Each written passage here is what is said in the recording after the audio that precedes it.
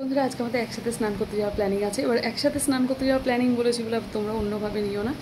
ঘটনাটা হলো আলাদা আলাদা স্নান করতে গেলে আমি 1 ঘন্টা, উনি 1 ঘন্টা, 2 ঘন্টা। একসাথে স্নান করলে দুজনে 1 ঘন্টাতেই করে নেবো। যেহেতু বেরাবার আছে, প্রচণ্ড ঘেমে যাচ্ছি, বলার কিছু নেই। যা করো আর কি বলবো বলো। তো আমি নিচের ঘরে ওয়েট করছি, ও কিছু কাজ করছে, কাজ করে নিয়ে তারপর স্নানে যাবো।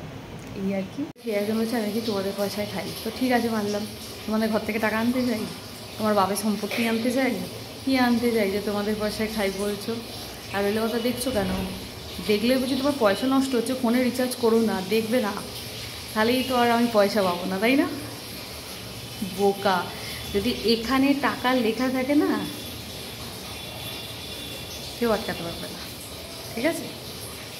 যদি এইখানটা লেখা থাকে কে কার পয়সায় খায়, যার কপালে যার খাবার লেখা থাকে সে তার পয়সায় খায়, ঠিক আছে? কেউ কারোর পয়সায় খায় না, এটাই চরম সত্যি কথা বললাম।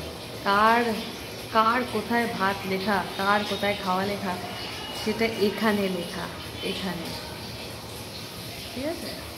তো পয়সা কামাও, পয়সা উপার্জন করো, পয়সা পয়সা এত বড় বড় কথা বলছো, এত বড় কথা বলো না। পয়সা জিনিসটা অত সহজ না। আবারও বললাম, পয়সা জিনিসটা অনেক কিমতি জিনিস, ঠিক আছে? তো এখান দিয়ে করে খাও, তথাপি করে খাও, কী করে খাই, যতক্ষণ সব ফালতু কথা বলবে ততক্ষণ নিজের দিকে তাকাবে, ভালো থাকবে। তাই লোকের চরকায় না তেল দিয়ে নিজের চরকায় তেল দাও, এটাই সত্যি কথা। কেমন? আমি যেন লোকের চরকায় তেল দিতে যাই না, লোককে কমেন্ট করতে যাই না, লোকের ভিডিও দেখি না, খুব সত্যি কথা। খুব কাছের বন্ধু যারা, যারা ভালো বন্ধু, 2-1 জনের দেখলাম, ব্যাস। আমি লোকের দিকে যতক্ষণ তাকাবো ততক্ষণ আমি নিজের দিকে তাকাবো, কেমন? চলো, ঘেমে গেছি, আমি স্নান করতে যাচ্ছি। আমি নিচের বাথরুমে স্নান করতে যাব, ওপরের বাথরুমে যাবো না।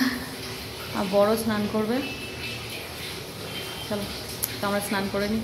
টাইমটা একসাথে স্নান করলে টাইমিংটা ম্যানেজ হবে। ও 1 ঘন্টা ধরে করবে, তারপর আমি 1 ঘন্টা ধরে করবো, বেড়ে যাবে। দুজনেই 1 ঘন্টা ধরে, 1টা ঘন্টায় দুজনে একসাথে স্নান করে নেবো। 2 ঘন্টা টাইমটা নষ্ট হচ্ছিলো, মানে একসাথে স্নান করি, 1 ঘন্টায় দুজনেরই স্নান করা হয়ে যাবে, তাই না? টাইমটা কতটা কম লাগবে ভাবো। তো আজকে দুজনে মিলে নিচে বাথরুমে স্নান করবো, সেই জন্য ওই নিচে এসে সিঁড়িতে বসে আছি। বন্ধু, এই হচ্ছে ব্যাপার।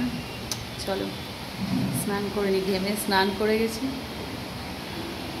ও আমি একসাথে স্নান করবো আজকে, এটাই আমাদের প্ল্যান, এটাই আমাদের সেলিব্রেশন, একসাথে স্নান করবো।